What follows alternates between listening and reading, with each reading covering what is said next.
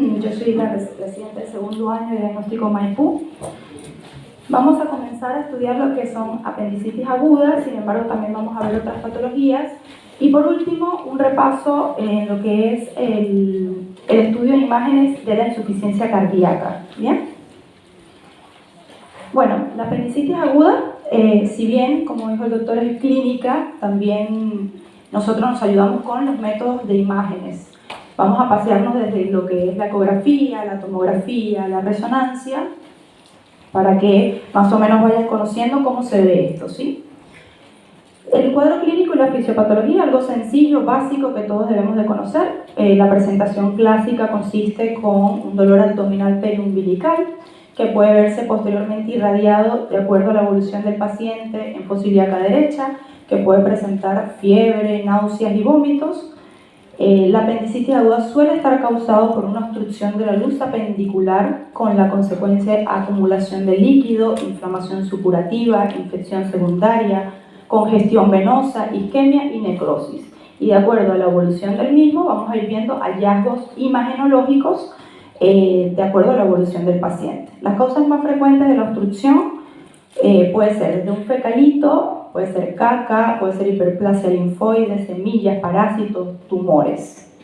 En esta pequeña imagen lo que quiero que vean es que muchas veces la apéndice no está ubicada siempre como por lo general es retrocecal, sino que también puede estar paracecal, postilial, pélvica, subcecal, o sea, habría que buscar exactamente, pero el punto que nosotros siempre buscamos es la válvula iliocecal, eso es como que el punto medio y de ahí arrancamos a buscar la apéndice.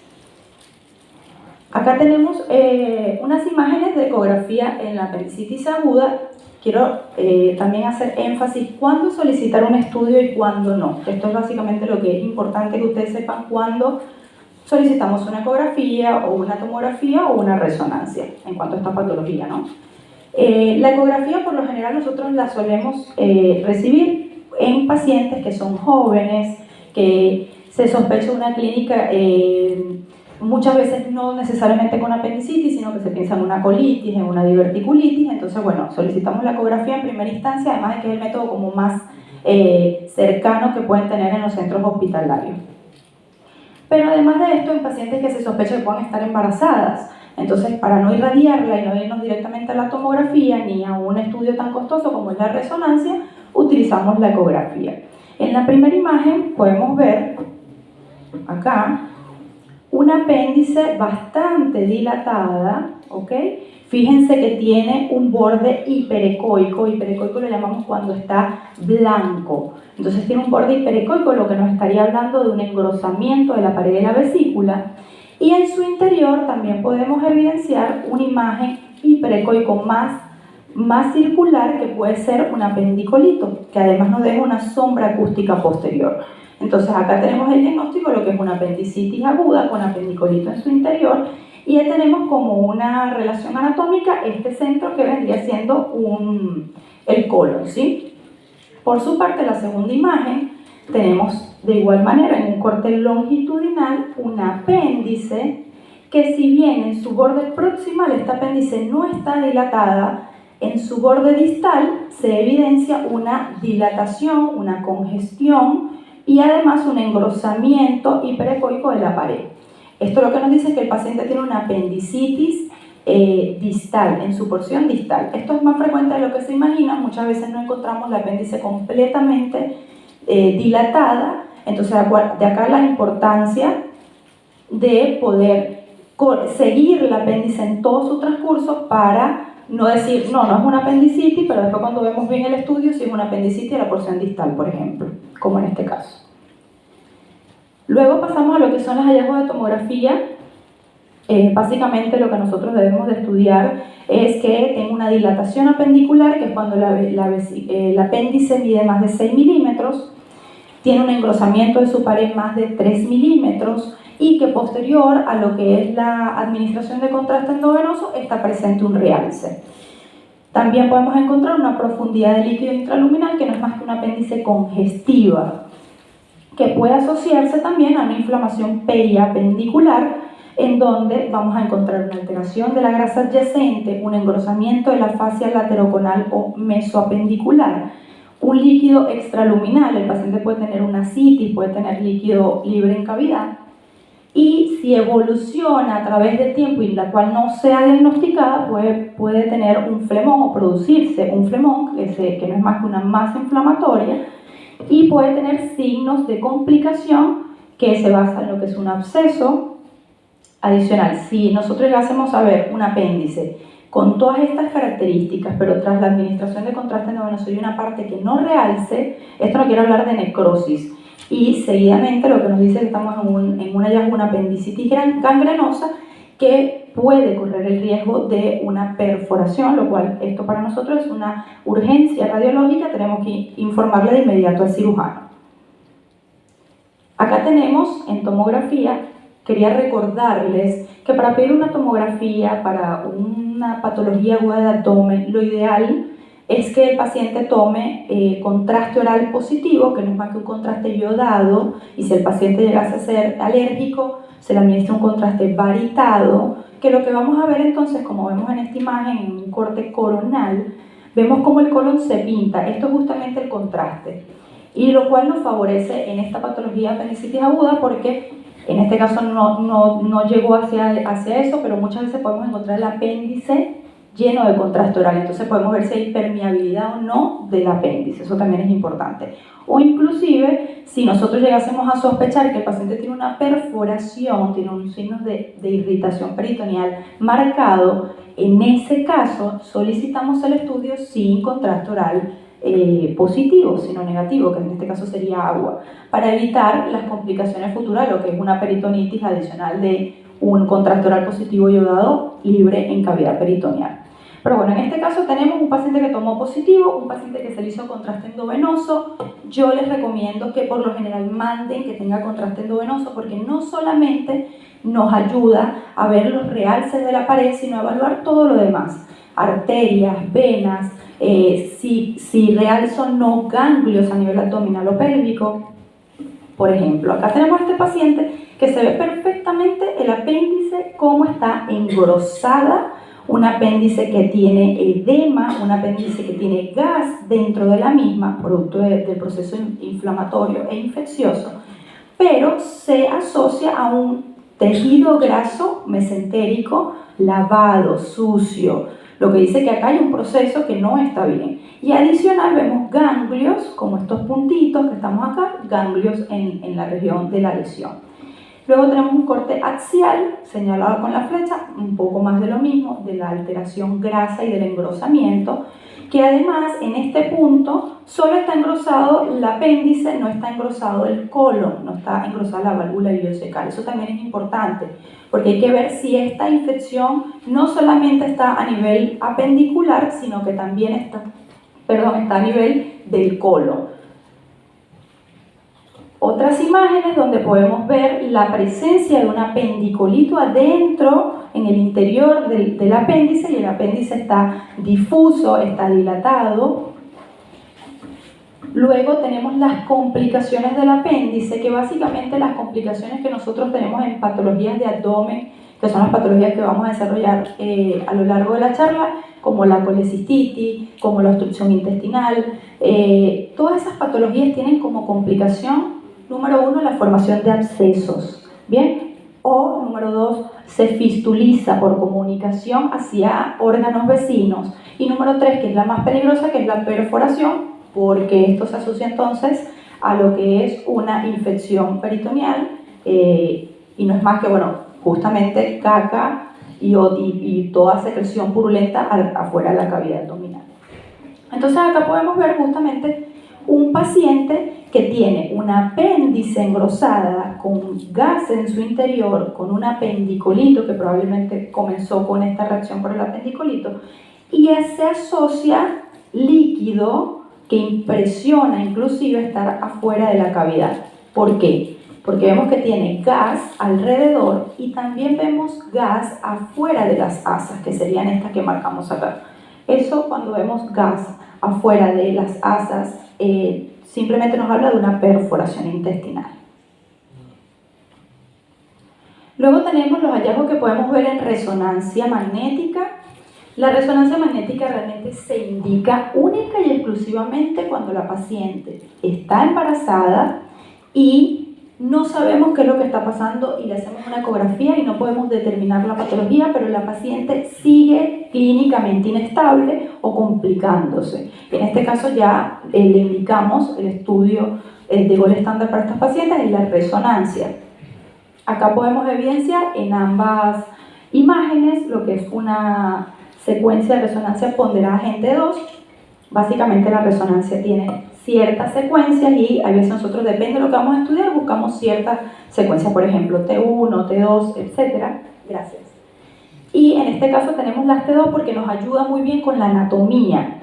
Entonces podemos ver que señalado con flecha negra, vemos un líquido que está libre en la cavidad, un proceso congestivo que si lo vemos no está del lado contralateral, y adicional, si luego vemos la misma imagen secuencia T2 con saturación, vemos justamente el apéndice circular bastante dilatado y lo que nos da el diagnóstico de una apendicitis aguda. Adicional, acá podemos ver que esto es un útero grávico y que acá tenemos la cabeza del bebé. ¿Alguna duda hasta ahora? Bueno, ahora vamos a ver lo que es la apendicitis epiploica o apendangitis, muy poco sospechada por el médico clínico porque se enmascara mucho con lo que es una apendicitis o una diverticulitis, que la diverticulitis también la vamos a ver más adelante.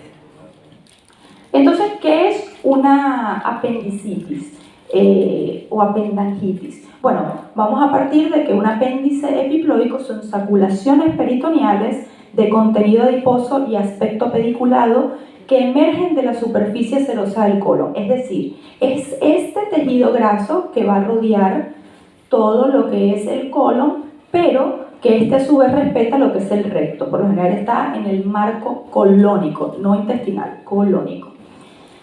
Este a su vez, acá tengo una imagen, más o menos para que entiendan, que es la saculación rodeada en su interior de dos arterias, puede ser dos arterias o una sola, y una vena central larga y tortuosa. Esto es importante porque en base a esto que ella tiene el componente, es lo que a posterior va a producir que se inflame. Cada persona puede tener más o menos entre 50 a 100 apéndices epiploicos distribuidos a lo largo de todo el colon, como les decía, especialmente en el ciego y en el sigma, respetando lo que es el recto, y frecuentemente aparecen asociados a enfermedades infecciosas como es la diverticulitis. Acá básicamente hay dos causas por cual este apéndice puede inflamarse. Una causa primaria, que es cuando el apéndice da una vuelta sobre su propio eje, hace una torsión del apéndice, o cuando hace una trombosis espontánea de la vena central.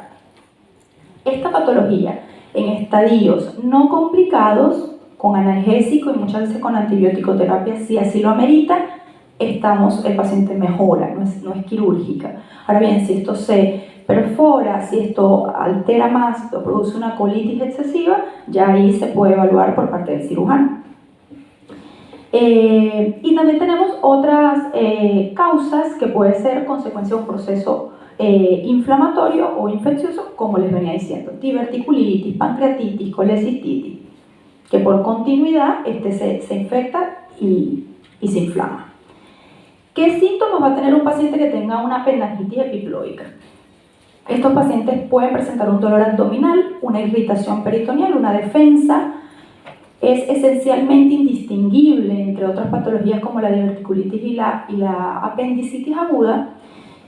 Más o menos se supone que el 7% de los pacientes puede presentar esta patología y tiene irritación peritoneal focal. El dolor puede estar más localizado que con otras causas de dolor abdominal agudo.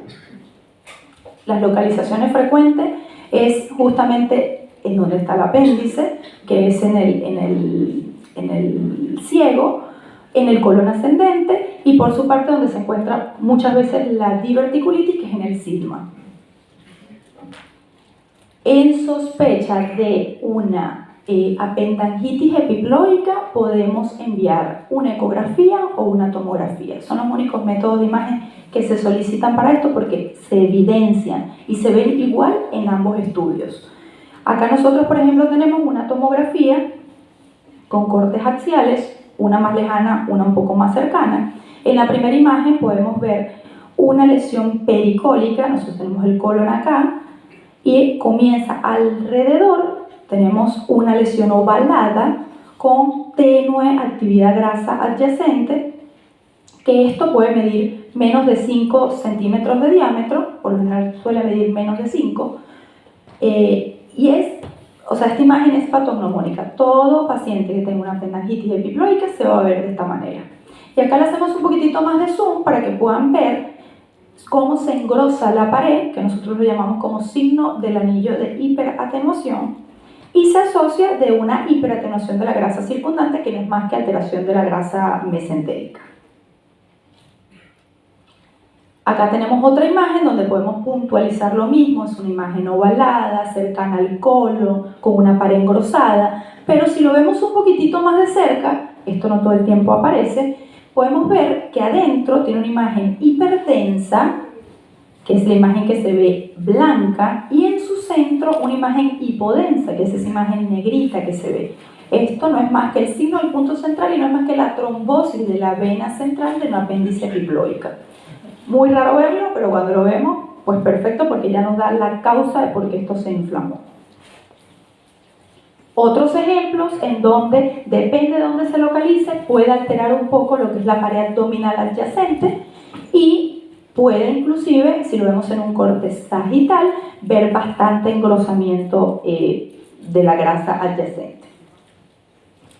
¿Cómo se ve esto en la ecografía? Igual que en la tomografía, obviamente con un poco más de fe, podemos ver el colon, podemos ver con puntitos, vamos a ver lo que es el tejido periecoico, perilesional inflamado. ¿Okay? Entonces yo creo que lo más importante es localizar el colon, si en la ecografía y el paciente y que no tenga abundantes gases no los permite, vemos inmediatamente esta apendicitis epiploica, que tiene las mismas características que en tomografía. Suele medir menos de 5 centímetros, está engrosado, tal cual lo mismo.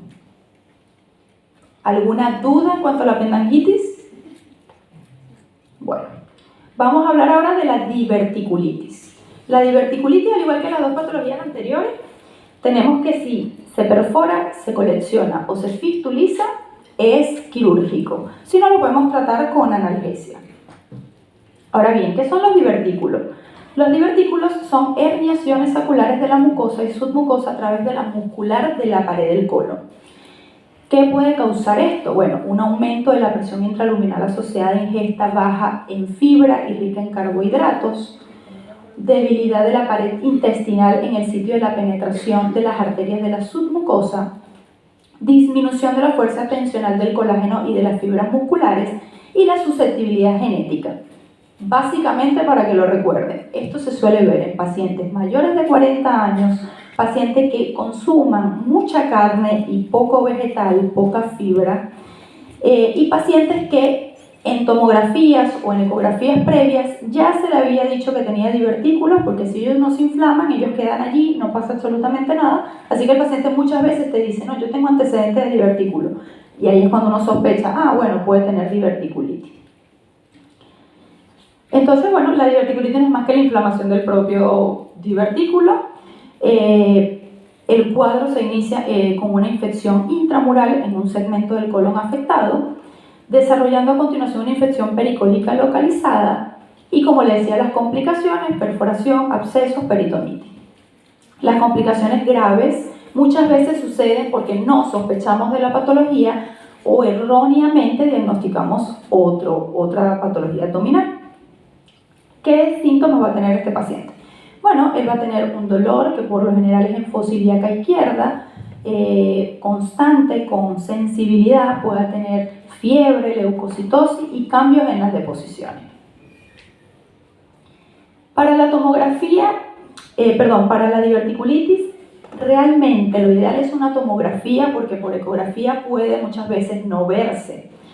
Entonces les traigo varias imágenes y varios ejemplos de cómo se ve la tomografía. Acá yo les aconsejo que pidan el estudio con contraste oral positivo para que así pueda pintarse, como es en este caso, el colon. Acá tenemos la parte del sigma, que tiene múltiples divertículos. Acá estos divertículos me hablan de cronicidad. Son divertículos que no están inflamados, pero que tienen un engrosamiento en su pared, pero impresiona que incluso pueda llegar a calcificarse cada divertículo. Entonces esto nos habla de cronicidad. Esto puede ser un paciente más o menos de 60, 70 años con divertículos en el sigma. Pero la otra imagen nos muestra que es una diverticulitis sigmoidea también, no complicada porque no tiene ningún síntoma de complicación, pero tiene alteración de la grasa, un engrosamiento focal. En este caso este paciente no se evidencia bien si tomó contraste o no, entonces bueno, solamente vemos un engrosamiento de la pared, vemos burbujas de aire en su interior, lo cual nos indica que es una diverticulitis.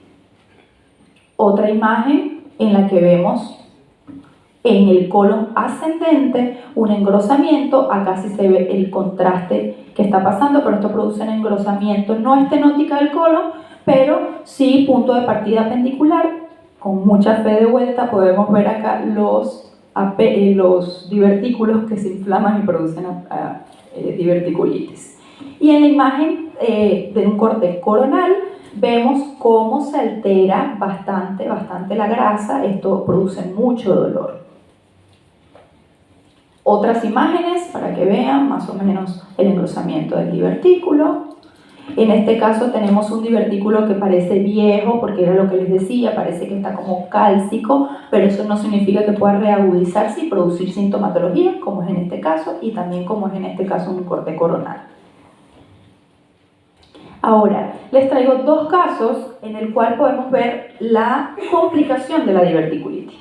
Acá tenemos una diverticulitis que lo podemos ver en el colon sigma, en este corte coronal, pero adicional vemos burbujas de aire fuera de la cavidad peritoneal. Y acá lo importante de ver el estudio de inmediato y saber qué cosas buscar para saber que está complicado. Entonces esto tiene aire fuera de la cavidad, lo cual nos está diciendo que está perforada, y ahora es el reto nuestro de buscar en dónde se perforó y si se asocia a colección o algún otro signo. Y por otra parte, esto ya un poco más, digamos, más crónico, tenemos lo que es una fístula colovesical, que no es más que el sigma se unió, o sea, por proceso inflamatorio e infeccioso, y se fistulizó con la vejiga. Lo podemos ver mucho mejor en este corte coronal. Acá no solamente tenemos todo un proceso inflamatorio e infeccioso, sino que se altera toda la grasa. Este paciente no solo está fistulizado, por lo que vemos, porque no vemos que tiene aire fuera de la cavidad, pero sí puede tener secreción purulenta y pis que se pueda drenar a posterior a la cavidad abdominal. Acá les traigo básicamente un cuadro de resumen para que vean cuando es una diverticulosis, cuando es una diverticulitis y cuando está complicada con múltiples imágenes. Muy bien, ahora vamos a hablar de lo que es la colecistitis aguda. Importante, la colecistitis aguda es el método ideal para estudiar la vesícula, es la ecografía. Pero muchas veces no se puede evidenciar por ecografía lo que es la vesícula, motivos por el cual el paciente sea un paciente obeso, sea un paciente que no colabora al médico radiólogo o al médico clínico que está haciendo la ecografía, o en su defecto directamente no se puede evaluar porque no cuentan con ecografía. Bueno, se indica la tomografía, pero quiero que sepan que el gol estándar para estudiar la colecistitis es la ecografía. ¿Cuál es el cuadro clínico y la fisiopatología de estos pacientes? Bueno, un paciente que va a tener un dolor en hipocondrio derecho, que puede irradiarse al hombro, puede durar más de 6 horas, e incluso puede ser un paciente que ya conocía que tenía cálculos, pero comienza con una clínica aguda de 24 o 48 horas de evolución. Se asocia con náuseas, vómitos y fiebre que no mejoran con tratamiento sintomático. Entonces vamos a tener el desarrollo de una colecistitis calculosa aguda que va a seguir una serie de eventos. Comenzamos con una obstrucción por cálculos biliares del cuello de la vesícula o del conducto cístico, una inflamación por lesión química de la mucosa por sales biliares, una producción reactiva de moco, lo que conduce a un aumento de la presión intraluminal y la distensión, que esto ya lo empezaríamos a ver nosotros en la ecografía y en la tomografía, y un aumento del grosor de la pared por edema y cambios inflamatorios, y secundariamente suele infectarse un 66% de los pacientes. Datos a tomar en cuenta para resumir esta diapositiva es básicamente cuánto tiene que medir una vesícula normal. Debe medir menos de 7 milímetros, un conducto biliar común. Lo que debe medir un conducto biliar común tiene que medir menos de 7 milímetros. Sin embargo, en pacientes que pasen de 60 años, cada 10 años se le va a sumar 1 milímetro. Y en pacientes que ya no tengan vesícula, que igual pueden tener dilatación, como lo vamos a ver más adelante, dilatación del conducto biliar común, pero debe estar dilatado más de 10 milímetros. Esto es básicamente lo que nosotros solemos encontrar, la dilatación del conducto biliar común. Y se asocia, obviamente, de lo que es la alteración de la vesícula biliar con una pared engrosada, una vesícula distendida, con líquido alrededor. También acá se suele enviar resonancia magnética, pero esto se envía en la instancia en donde, por ecografía, no se sabe por qué la vía biliar esté dilatada. O en su defecto, como les decía, pacientes embarazadas, que no se le puede hacer otro método de imagen, entonces hacemos una resonancia que le asociamos una secuencia que se llama colangiopancreatografía 3D, que, como lo vamos a ver más adelante, nos pinta el árbol biliar de la mejor manera para estudiarla. Luego tenemos lo que es el síndrome de Mirizzi, bastante importante porque produce clínica y el paciente se puede complicar bastante rápido, y no es más que una impactación de un lito en el infundíbulo de la vesícula o en su defecto en el conducto cístico, lo que va a llevar que por continuidad también nos puede afectar lo que es el conducto hepático y por continuidad también nos puede afectar el conducto colédoco. Acá les traigo otra imagen. Entonces, el síndrome de Mirizzi es cuando se impacta un lito, bien sea en el infundíbulo, en el conducto cístico, y que todo este proceso obstructivo también nos produce alteración del conducto hepático y podemos nosotros encontrar la vía biliar intrahepática dilatada. Depende de dónde se localice el lito, podemos solamente tener esta parte dilatada y esta no, o si el lito está impactado en el conducto colédoco con cualquiera de sus tercios, de donde se impacta hacia proximal, todo va a estar dilatado. Y si se impacta en la ampolla